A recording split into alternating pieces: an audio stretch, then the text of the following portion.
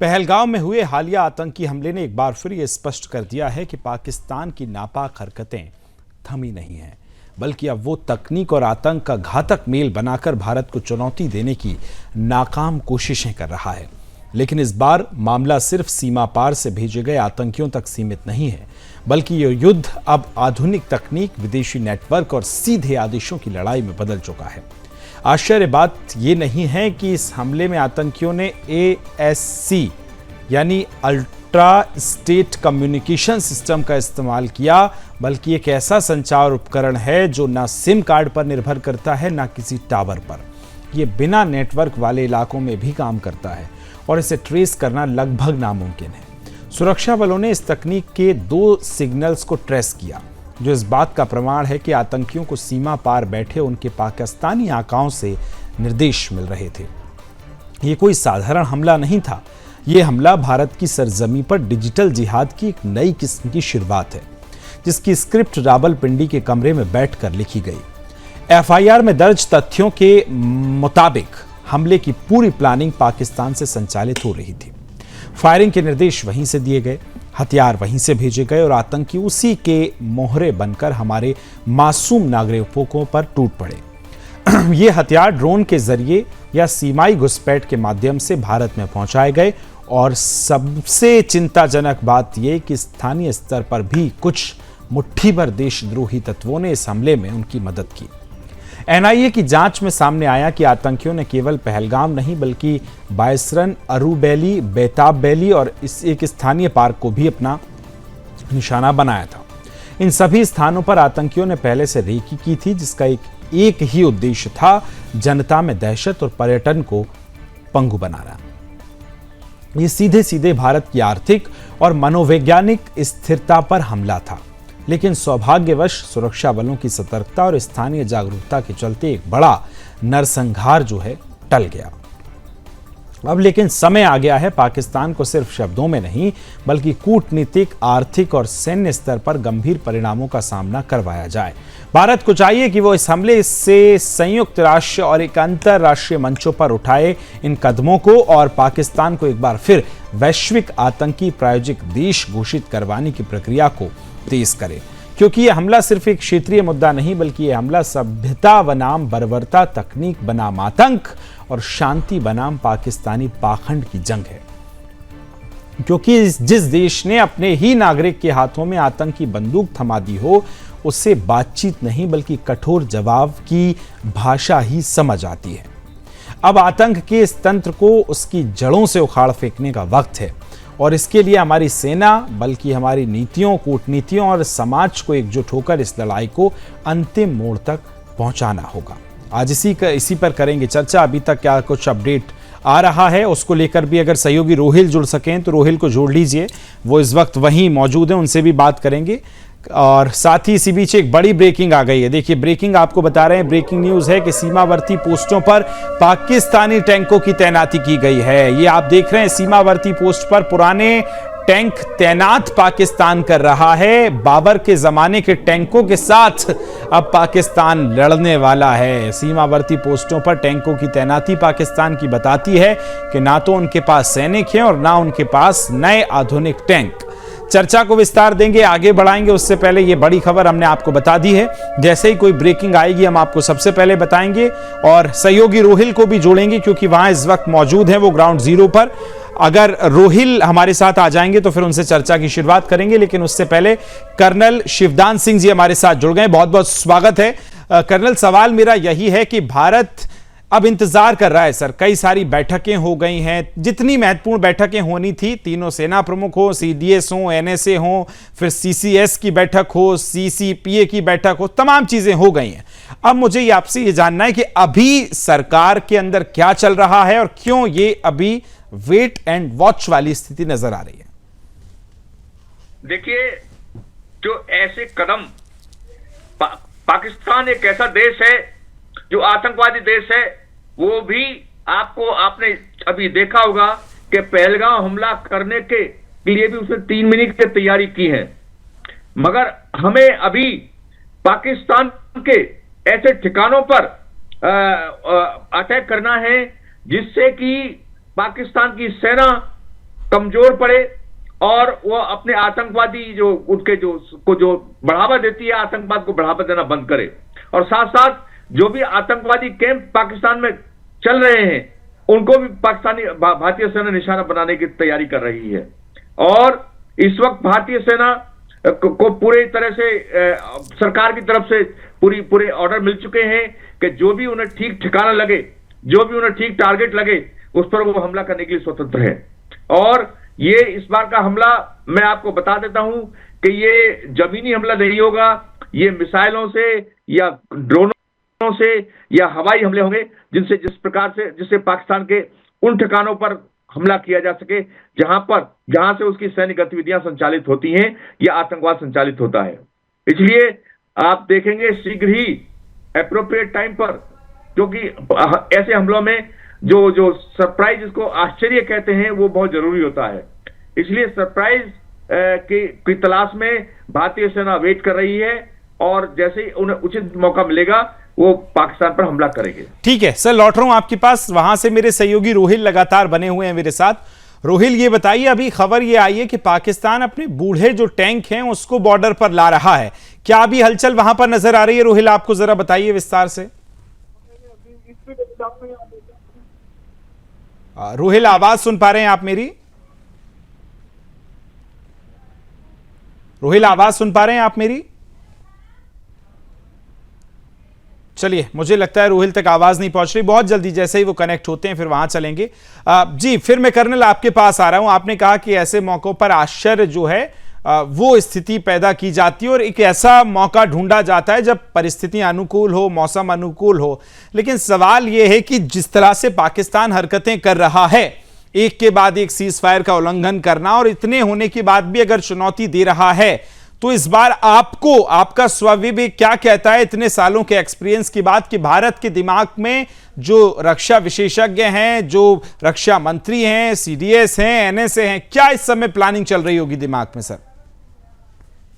देखिए, जैसा कि पाकिस्तान के अंदर गतिविधि चल रही है वो ये शो करता है कि उसके अंदर कितना खोखलापन है, कितना कमजोर है वो अंदर से, जिसका कि वो फौरन हिल गया है। पाकिस्तान, हमारे भारतवर्ष की जो केवल अभी तक हम केवल मंत्रणा ही कर रहे हैं, केवल सोच विचार कर रहे हैं और हम जो है अपने प्लान बना रहे हैं। इसी से वो इतना घबरा गया है कि यदि भारत ने इन प्लानों को कार्य उसमें कर दिया, उनको प्रैक्टिकल में करना शुरू कर दिया इनके ऊपर, तो हमारा तो जमीन विश्व के नक्शे से पाकिस्तान का नामो निशान मिट जाएगा। जी कर्नल, लौट रहा हूं आपके पास। देखिए, इसी बीच एक बड़ी खबर आ गई है, मैं आपके पास लौट रहा हूं। बड़ी खबर यह है कि पाकिस्तानी सेना को रात में अब हमले का डर सता रहा है, नींद नहीं आ रही है।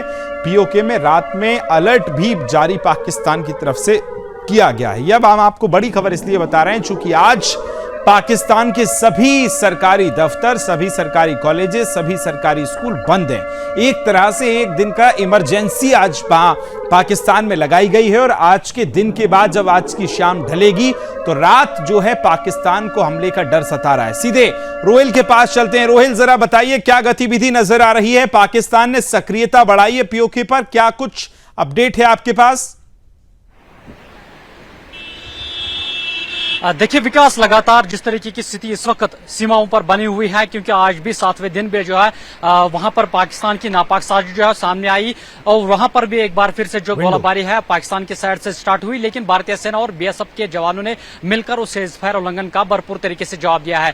लेकिन अगर सीमावर्ती इलाकों की बात करें, जो उड़ी सेक्टर के इलाके हैं, कुपवारा के जो सीमावर्ती इलाके हैं, वहां पर काफी ज्यादा तनावपूर्ण हालात जो इस वक्त भी बने हुए हैं। लेकिन एलओसी के उस पार की बात करें तो पाकिस्तान पूरी तरीके से यहाँ पर बोखलाहट का शिकार जो है नजर आ रहा है, क्योंकि 2 दिन पहले आपको याद होगा उन्होंने किस तरीके से कुछ जो वहां पर पोस्ट्स है उसका उन पोस्ट्स पर जो उनके झंडे थे वो पूरी तरीके से उतार दिए गए थे। लेकिन आज सुबह ये फिर से जानकारी आई कि उनके जो झंडे हैं फिर से उन्होंने लगा दिया है। लेकिन कल रात को ये मुझे जानकारी मिली थी कि उनके जो पोस्ट्स है या उनके जो इंपॉर्टेंट जो बिल्डिंग्स है वहां पर किस तरीके से पावर कट किया गया था और लगातार उनको ये डर है कि किसी तरीके से यहाँ पर भारत जो है पूरी तरीके से उन पर स्ट्राइक करने वाला है। लेकिन लगातार जो जानकारी आ रही है कि भारतीय सेना पूरी तरीके से तैयार है। पहले ही रोहिल, अभी जो खबर निकलकर सामने आई है कि आज रात में पाकिस्तान को हमले का डर सता रहा है, लिहाजा तैयारी भी वो कर रहा है।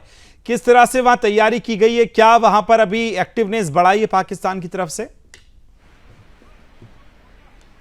देखिए, एलओसी के उस पार की बात करें तो लगातार पिछले कई दिनों से पाकिस्तान को ये डर सता रहा है कि भारत किसी भी समय जो है उन पर हमला कर सकता है, क्योंकि पहले ही ये जो है गृह मंत्रालय की तरफ से आदेश जो है मिले हैं, जो प्रधानमंत्री हैं उनकी तरफ से भी पहले ही आदेश मिले हैं कि इस बार जो है स्ट्राइक पूरी तरीके से हार्ड होगी। तो इस वजह से लगातार जो पाकिस्तान में के एलओसी के उस पार की बात करें तो लगातार वहां पर भी हलचल जो है वो काफी ज्यादा बढ़ा दी गई है।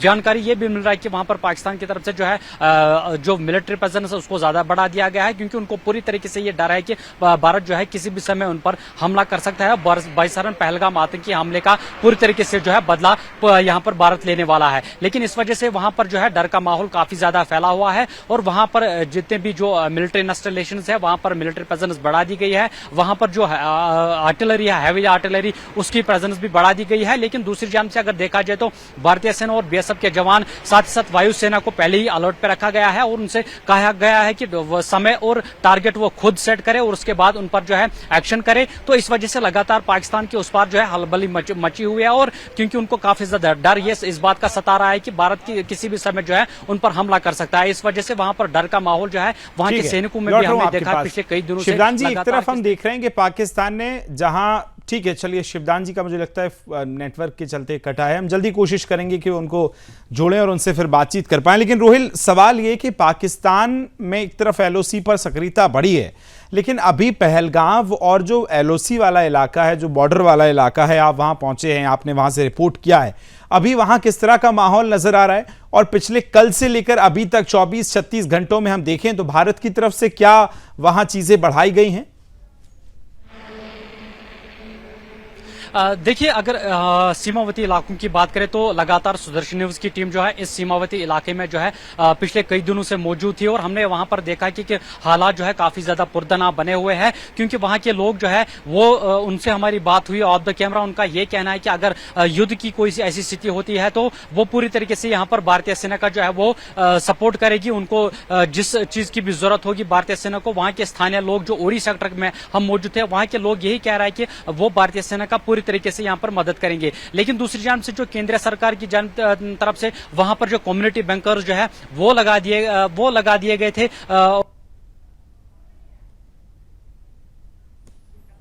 चलिए, मुझे लगता है नेटवर्क की वजह से रोहिल से संपर्क टूटा है, लेकिन देखिए रोहिल किस तरह से बता रहे थे कि 24 घंटे में बॉर्डर पर अब सक्रियता बढ़ाई गई है और ये जो तस्वीरें हैं ये आपको दिखा रहे हैं किस तरह से वहां एक्टिवनेस नजर आ रही है। इसी बीच बड़ी खबर, पाक को भारत के ग्राउंड ऑपरेशन से डर सता रहा है। पाक में एयर स्ट्राइक, पाक सीमा के पास जो है सेना की तैनाती भी की गई है और पाक सेना ने तेज की है अब सेना की मूवमेंट, यानी कि जो बॉर्डर वाला इलाका है वहां पर पाकिस्तान अब अलर्ट है, सेना को और ज्यादा वहां पर भेजा जा रहा है। और एक तरफ हम देखें तो देखिए पाकिस्तान अब चारों तरफ से घिरता नजर आ रहा है। डी लाइन जो है वहां पर अब पाकिस्तान और बलूचियों के बीच में जो चल रहा है वो किसी से छिपा नहीं है। अब ऐसे में वहां से जब तनाव बढ़ा, भारत ने एलओसी पर जवाबी कार्रवाई तेज की, तो दोनों तरफ से पाकिस्तान घिरता नजर आ रहा है। रोहिल, आज रात में क्या कुछ इस तरह की स्थितियां बन सकती हैं? ये जो पाकिस्तान की तरफ से कहा गया था कि अगले 36 घंटे या 24 घंटे में एक्शन हो सकता है, तो इसको लेकर अभी क्या ये सिर्फ हवाई बातें या कुछ नजर भी आता है? देखिए, कहा गया था कि अगले 48 घंटों के दौरान जो है भारत पाकिस्तान पर जो है हमला करने वाला है। उसके चलते पाकिस्तान में जो है हाई अलर्ट घोषित कर दिया गया है। वहां के जो स्कूल है वो आज दिन के लिए बंद कर दिए गए थे और साथ ही साथ वहां पर जो है मिलिट्री को भी पूरी तरीके से अलर्ट पर रखा गया था। लेकिन अगर यहाँ की बात करें तो जिस तरीके से वायुसेना, भारतीय सेना और अन्य सुरक्षा एजेंसीज को पहले ही अलर्ट मोड पर रखा गया है और पहले ये जानकारी दी गई थी कि अगले 48 घंटों के दौरान जो है किसी भी समय जो है भारत पाकिस्तान पर हमला कर सकता है, जिसके चलते पाकिस्तान में पूरी तरीके से खलबली मची हुई है। और उसके बाद कई एक जो पाकिस्तानी सेना के अधिकारी है या सेना के जवान है उन्होंने अपना रेजिग्नेशन जो है वहां के आर्मी चीफ को भेजा था, तो डर का माहौल जो है काफी ज्यादा वहां पर दिखाई दे रहा था। उसके बाद पाकिस्तान जो है इस बात पर मजबूर हुआ कि जो रिटायर्ड उनके सोल्जर्स है उनको वापस बुलाना पड़ा। तो ये आप समझ सकते हैं कि किस तरीके का वाकई बिल्कुल। और चारों तरफ से डर नजर आ रहा है, पुराने टैंक्स लाना, पुराने सैनिक लाना। शिवदान जी, आपका फाइनल कमेंट, क्या अभी हमें और इंतजार करना पड़ सकता है, या भारत यदि हमले के लिए तैयार है तो किस तरह की जवाबी कार्रवाई होगी? और इस बार आतंकियों को नहीं बल्कि उनके जो पनाह देते हैं या जो जड़ है वहां वार किया जाएगा, क्या इसी तरफ देश आगे बढ़ रहा है शिवदान जी? बहुत भयानक होगा और बहुत ज्यादा इससे विनाश होगा पाकिस्तान का। इसलिए भारत काफी सोच समझकर इस कदम को उठा रहा है, क्योंकि इस बार हमला जो है वो जमीनी हमला नहीं होगा, केवल सीमाओं पर ही नुकसान नहीं होगा। इस बार पाकिस्तान के अंदरूनी हिस्सों में जो सैनिक गतिविधियां चल रही हैं या आतंकवादी गतिविधियों को बढ़ावा देने के लिए कैंप चल रहे हैं, उन पर मिसाइलों से या ड्रोनों से हमला किया जाएगा जी। इसलिए भारत बहुत ही सोच समझकर कदम उठाना चाहता है वाकई। और इंतजार हर किसी को है कि कब वो इंतजार की घड़ियां समाप्त होंगी, जब जिस तरह से 26-27 निर्दोष लोगों की हत्या की गई है उनका बदला पाकिस्तान से लिया जाएगा। रोहिल, आपका और शिवदान जी, आप दोनों का बहुत बहुत धन्यवाद मेरे साथ चर्चा में जोड़ने के लिए।